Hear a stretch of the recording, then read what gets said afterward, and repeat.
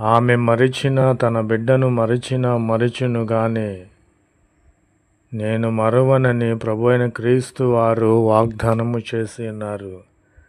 నిజమే, ఆయన చేతులలో అరచేతులలో మనలను నిర్మించిన దేవుడు, మనలను కాపాడిన దేవుడు, మన కొరకు ప్రాణం పెట్టిన దేవుడు, మనకు జీవమునిచ్చిన దేవుడు, జీవజలముల ఓట అయినటువంటి తన యొద్దకు మనలను చేర్చిన దేవుడు.